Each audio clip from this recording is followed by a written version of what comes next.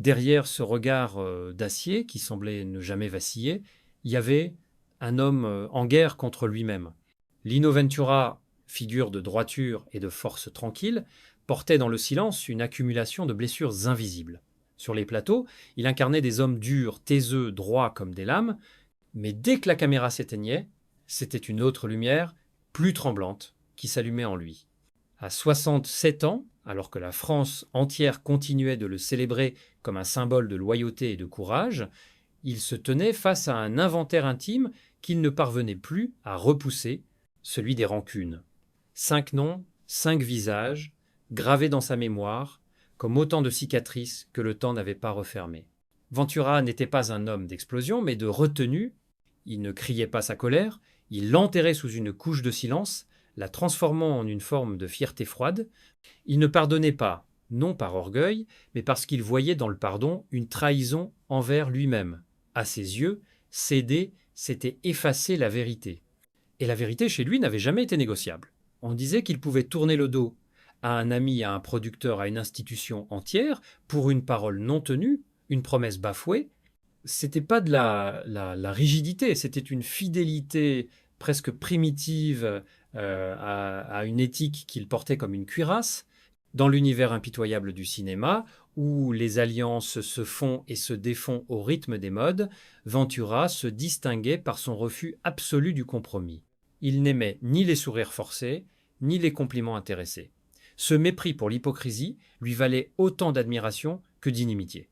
Certains voyaient en lui un héros d'un autre temps, d'autres un homme trop fier pour survivre dans un monde d'apparence. Mais il s'en moquait.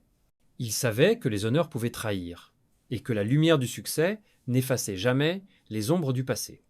Cette obstination, à demeurer intègre, le plaçait souvent à contre-courant. Il n'acceptait les rôles que s'il parlait à sa vérité. Je ne joue pas, je suis, disait-il. C'était à la fois sa force et sa malédiction, car derrière la rigueur de cette phrase se cachait la douleur d'un homme qui ne supportait pas le mensonge, ni chez les autres, ni en lui. Dans chaque film, dans chaque regard de Ventura, il y avait cette tension, celle d'un cœur blessé, refusant de se ramollir. Ses proches le décrivaient comme un homme de grande pudeur, presque inapte à la tendresse verbale. Mais ceux qui avaient croisé son regard savaient que tout y passait. La colère, la loyauté, le doute, et parfois une forme de tristesse résignée. Ce regard-là qui transperçait l'écran n'était pas un rôle. C'était l'expression directe d'une vie entière vécue dans la contradiction entre la droiture et la douleur. Ainsi s'ouvre le portrait d'un homme que la gloire n'a jamais apaisé. Lino Ventura n'était pas seulement un acteur adulé, il était un miroir pour tous ceux qui, un jour, ont préféré se taire plutôt que de trahir. Et ce silence, lourd, inflexible, et peut être ce qui le rend encore aujourd'hui inoubliable. Il faut revenir à l'enfance pour comprendre la dureté tranquille de Lino Ventura, né à Parme, un 14 juillet 1919, dans une Italie pauvre et instable. Angiolino Giuseppe Ventura grandit au milieu des manque d'argent, manque de certitude, manque de père. Sa mère, femme courageuse et digne, l'emmène très tôt en France, dans l'espoir d'un avenir meilleur. Mais la France des années 1930 Newton est pas tendre avec les immigrés. Le jeune Lino y apprend la langue du pays à coups d'humiliation et de bagarres de cour d'école. Cette expérience fondatrice forge en lui un instinct de survie. Il ne quémandera jamais la reconnaissance de personne, il l'obtiendra par la force et le travail. À Paris, il découvre un monde où le respect n'est pas donné, mais arraché. L'adolescent devient un homme avant l'heure. Il se forme dans la rue, dans la sueur des marchés, dans le vacarme des ateliers. Il comprend très vite que, pour être écouté, il faut d'abord inspirer la crainte. Alors il se tait, observe, endure. Le silence devient son arme, le regard son bouclier. Plus tard, sur les plateaux de cinéma, cette habitude du mutisme deviendra sa signature. Un acteur qui n'a pas besoin de mots pour être entendu. Avant d'être acteur, il est lutteur, littéralement. Ventura découvre la lutte professionnelle, presque par hasard, et y trouve un exutoire à sa colère contenue. Ce sport brutal mais codé lui apprend la discipline, le respect des règles et surtout la maîtrise de soi. Ce n'est pas un hasard si, plus tard, ces personnages seront souvent des hommes d'honneur, violents parfois, mais toujours justes. Derrière le combattant, il y a un enfant blessé qui a appris que le monde n'offre jamais rien sans résistance. De ces années d'exil et de solitude naît une conviction qui ne le quittera plus. La dignité ne s'achète pas.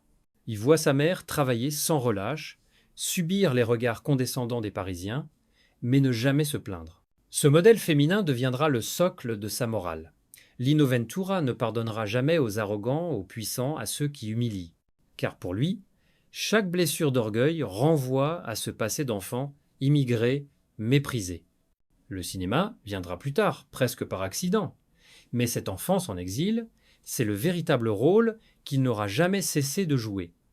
Celui d'un étranger qui doit toujours prouver qu'il mérite sa place. Cette origine invisible, Ventura la portera toute sa vie comme un tatouage invisible. Elle explique à la fois son immense pudeur et sa colère froide contre les injustices du monde du spectacle. Dans un Paris qu'il a vu grandir sans jamais vraiment l'adopter, il se forge une identité faite de silence et de loyauté. À travers ses films, il ne rejouera pas des histoires, il les revivra, car chez lui, tout découle de cette enfance rude où la fierté était la seule richesse. Et c'est dans cette enfance d'exil et de silence que s'enracine déjà la légende d'un homme incapable de trahir ce qu'il a été. Rien ne prédestinait Lino Ventura à devenir acteur. À la fin de la guerre, il n'a ni les mots ni les manières du monde du spectacle. Ce qu'il possède, en revanche, c'est cette vérité brute qui attire les regards sans qu'il le veuille. C'est Jacques Becker, à la recherche d'un visage authentique pour son film « Touchez pas au Grisby », qui remarque ce colosse taciturne et lui propose un rôle. Ventura hésite, refuse d'abord, puis finit par accepter. Sans le savoir, il s'avance vers un destin qui changera le visage du cinéma français. Dès sa première apparition à l'écran, le public est frappé. Il n'y a pas de jeu, pas d'affectation, juste un homme. Avec sa voix grave, son port massif, sa lenteur maîtrisée, Ventura devient l'incarnation d'une France populaire, celle des artisans, des ouvriers, des hommes fatigués mais debout. Dans un milieu où la séduction et le bavardage font souvent loi, il impose la force du silence. Le cinéma français découvre alors un acteur qui ne joue pas à être vrai, mais qui est vrai. Les années 1950 et 1960 consacrent Ventura comme l'un des visages les plus puissants de son époque. Les Tontons Flingueurs, Le Deuxième Souffle, Le Clan des Siciliens, chaque rôle confirme ce mélange de virilité et de droiture qui deviendra sa marque. Son regard suffit à raconter un monde. Il ne cherche jamais à plaire, mais il émeut parce qu'il ne triche pas. Cette honnêteté, rare à l'écran comme dans la vie, fait de lui une anomalie dans un milieu où la lumière déforme tout. Pourtant, Ventura reste étranger à la famille du cinéma. Il n'aime ni les fêtes, ni les tapis rouges, ni les compliments publics. Il fuit les interviews, refuse les invitations mondaines, se méfie des alliances. Dans un monde de faux-semblants, il garde la tête froide et les pieds sur terre. On le dit distant, voire méprisant, mais c'est une erreur. Ventura n'a jamais méprisé personne, il se protégeait simplement du vacarme inutile. Il savait que trop de bruit finit toujours par étouffer la sincérité. Cette pudeur, cette distance volontaire, renforce paradoxalement son mythe. Le public l'adore parce qu'il ressemble à ceux qui n'ont pas de voix. Sa popularité dépasse le cadre du cinéma. Il devient une figure morale. On l'imagine capable de dire non là où les autres cèdent. Son succès ne repose pas sur la technique, mais sur la cohérence entre l'homme et le personnage. Dans chaque plan, dans chaque silence, Ventura continue de défendre l'idée qu'un homme n'est rien sans sa parole. Mais derrière cette ascension admirable se cache déjà une fracture. Ventura ne se sent jamais tout à fait à sa place dans ce monde de paillettes. Sa fidélité à lui-même, son refus de compromis, vont bientôt le mettre en porte-à-faux avec une génération de cinéastes qui, au nom de la modernité, le jugeront trop rigide, trop enraciné dans le passé. Il ignore encore que son plus grand rôle, celui de l'homme qui ne pardonne pas, vient à peine de commencer. Les années 1970 marquent pour Ventura le début d'une guerre silencieuse. Alors que son nom figure parmi les plus grands du cinéma français, il sent autour de lui un monde qu'il ne reconnaît plus. Le cinéma qu'il aime, clair, humain, ancré dans la réalité, se voit peu à peu remplacé par une nouvelle vague plus cérébrale, plus distante. Truffaut, Godard, Rivette, Chabrol, des réalisateurs qu'il respecte mais dont il se méfie. Pour lui, leur cinéma ne parle plus au peuple, mais à une élite qui s'écoute. Dans un entretien resté célèbre, il confie à demi-mot: quand on oublie le spectateur, on oublie la raison d'exister d'un film. Derrière cette phrase, il y a une blessure, celle d'un homme qui sent qu'on veut le pousser hors du cadre. La fracture se creuse. Les critiques, fascinés par la modernité, commencent à juger Ventura comme un acteur daté. Son style, direct, dépouillé, serait trop classique. Il lit ses articles, les garde sans jamais répondre, mais chaque mot le ronge. Ce mépris déguisé réveille en lui la vieille douleur du petit immigré, celle d'un homme toujours jugé, jamais complètement accepté.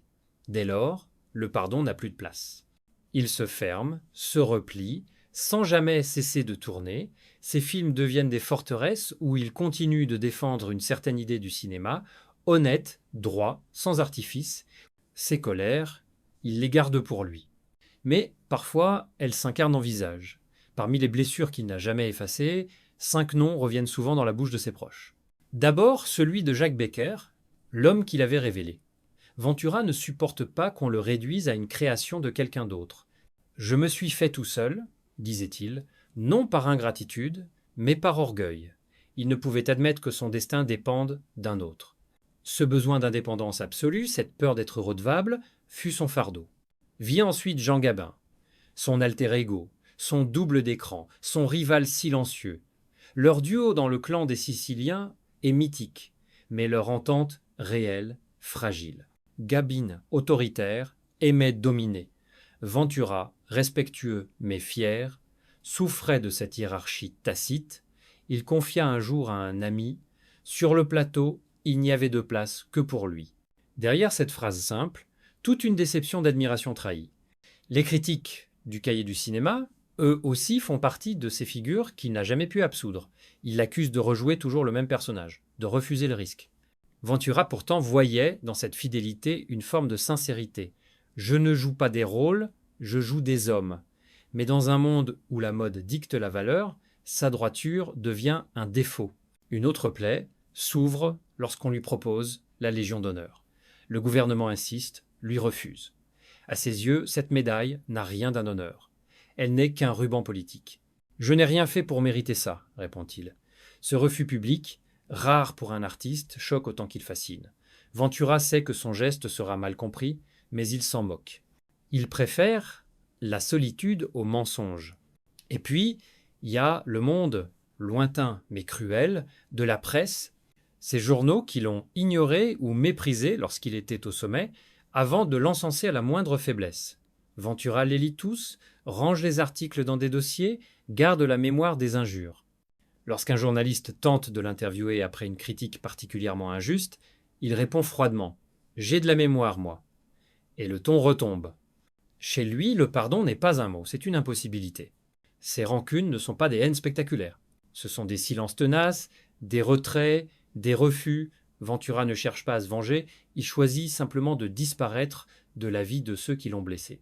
Sa vengeance, c'est l'oubli volontaire. Dans son monde, le respect perdu ne se regagne jamais. Ce code moral, presque chevaleresque, l'isole de plus en plus, mais il s'y tient, coûte que coûte.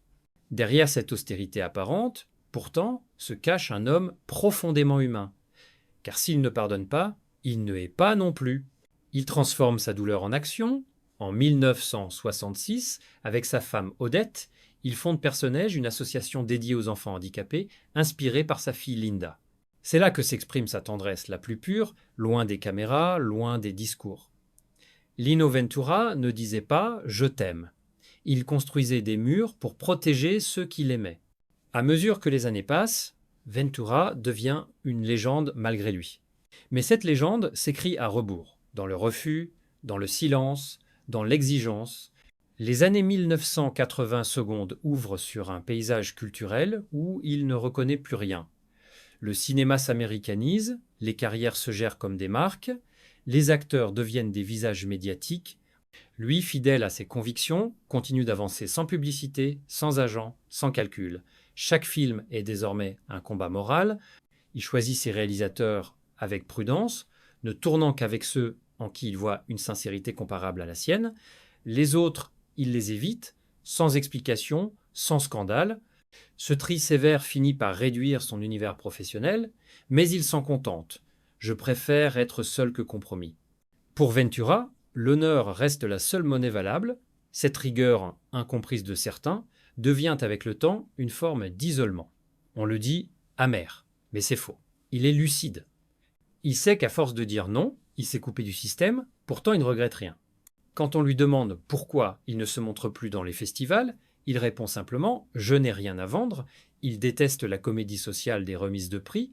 Recevoir un trophée entouré de ceux qui l'ont ignoré lui paraît une farce cruelle. Cette intransigeance culmine en 1985. Un grand festival international l'invite à recevoir un prix pour l'ensemble de sa carrière. Ventura accepte d'abord par politesse, mais, apprenant que 2 membres du jury sont des critiques qu'il juge responsables de ses plus vieilles blessures, il se retire à la dernière minute.